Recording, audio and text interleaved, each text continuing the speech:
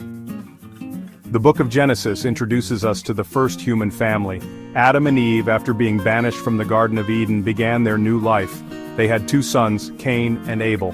This began the story of humanity's journey outside the garden. Cain, the firstborn, became a farmer. He worked the land, just as God had commanded Adam. Abel, the younger brother, chose to raise livestock. He became a shepherd, tending to his flocks. The two brothers represent the two primary ways of life that would sustain humanity. The story of Cain and Abel is a story of rivalry, jealousy, and ultimately, tragedy. It explores the themes of sin and its consequences, highlighting the importance of obedience and the dangers of unchecked anger and resentment. This story, though ancient, still resonates with us today because it speaks to the human capacity for both good and evil. It reminds us of the importance of making right choices.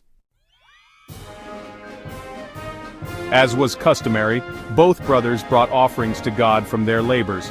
Cain, the farmer, brought forth the first fruits of his harvest. He carefully selected what he considered his best produce to present to God. Cain likely believed he was honoring God with his gift. Abel, the shepherd, selected the firstborn of his flock. He chose a lamb without blemish and offered it as a sacrifice to God.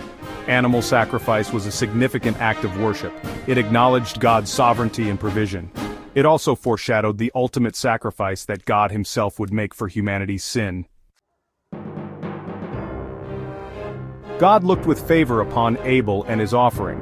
This pleased Abel. He felt acknowledged and blessed by God. However, God did not look favorably upon Cain and his offering. This seemingly small detail had enormous consequences. It set in motion a chain of events that would forever alter the course of human history. The Bible does not explicitly state why God rejected Cain's offering. Some scholars suggest that Cain's heart was not in the right place. They propose that perhaps pride or resentment tainted his offering.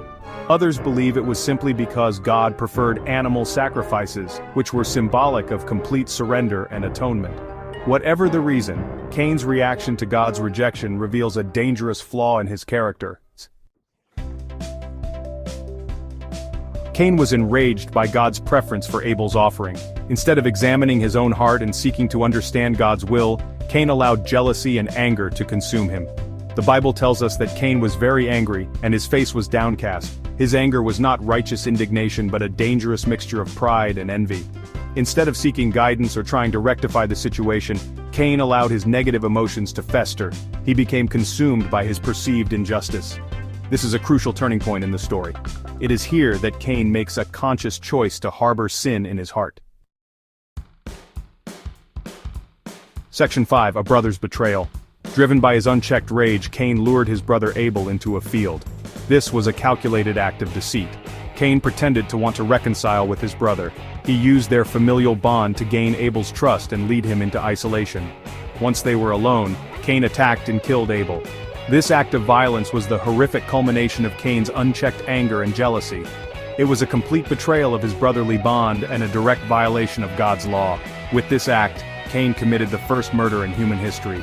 He brought death into a world that had previously known only life. Section 6.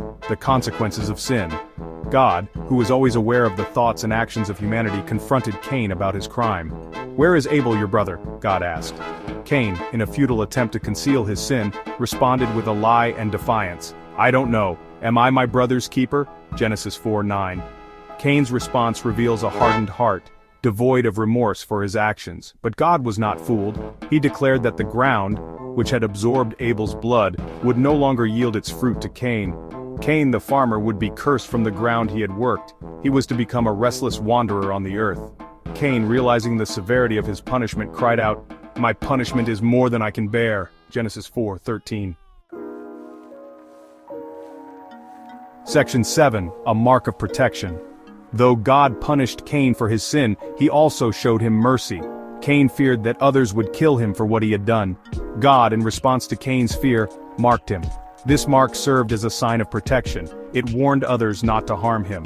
This act of mercy, even in the face of such a horrific crime, reveals God's complex character. God's judgment on Cain was severe, yet it also served as a means of preservation.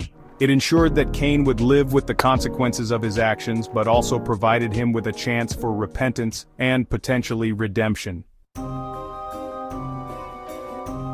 Section 8. The Legacy of Cain. Cain, banished from the presence of the Lord, journeyed east to the land of Nod. There he built a city and fathered a line of descendants. The Bible lists his descendants, highlighting their advancements in various skills and crafts. They were builders, musicians, and metal workers. However, the legacy of violence that began with Cain continued to cast a dark shadow over his lineage.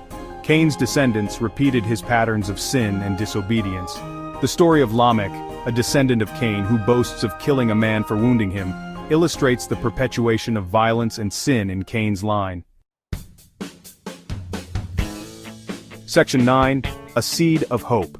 The story of Cain and Abel, though filled with tragedy and despair, also offers a glimmer of hope. After Abel's death, Eve gave birth to another son, Seth. Seth, whose name means appointed or granted, represented a new beginning for humanity. The lineage of Seth became known for its piety and devotion to God. It was from this lineage that Noah, the righteous man who built the ark, would emerge. The story of Cain and Abel, therefore, ends not with despair, but with a promise of redemption, and a reminder that even in the face of great darkness, the light of hope and faith can still shine through.